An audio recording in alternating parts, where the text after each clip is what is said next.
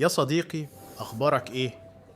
النهاردة جايب لك كتاب لو فهمته وطبقت اللي فيه هتدخل الجيم وتلاقي نفسك بتتغير يوم ورا يوم.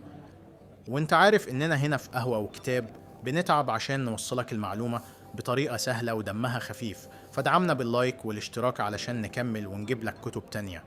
قول لي بقى، مستعد نخش على الكتاب ده؟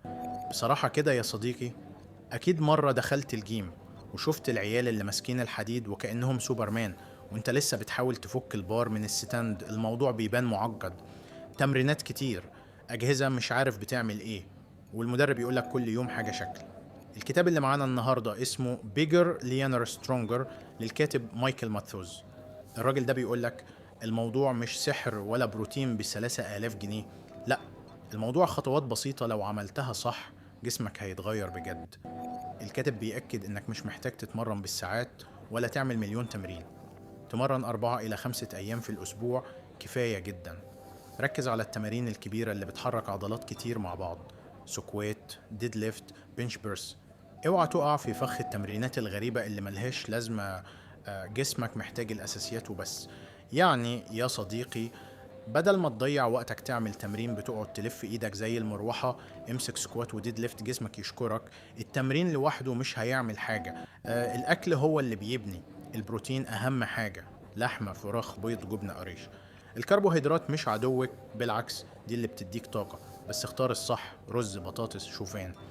الدهون الصحية مطلوبة برضو: زيت زيتون، مكسرات، أفوكادو. المهم يا صديقي، متاكلش أي كلام وتقول أنا بلعب حديد.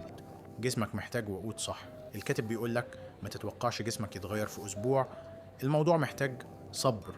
وما تسمعش لأي مدرب يقولك سيب الأكل وخد المكمل ده. المكملات آخر خطوة مش أول خطوة. وما تقعدش كل يوم على الميزان، ركز على التمرين والأكل وهتشوف النتيجة. يعني بالمصري كده، مفيش حاجة اسمها سحر، في حاجة اسمها التزام.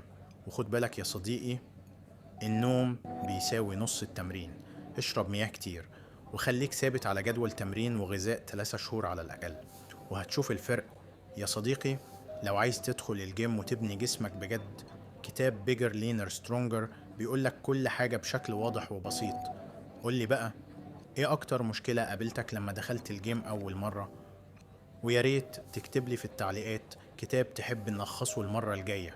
ما تنساش تدعمنا بالاشتراك واللايك علشان نستمر ونوصلك محتوى هادف وممتع.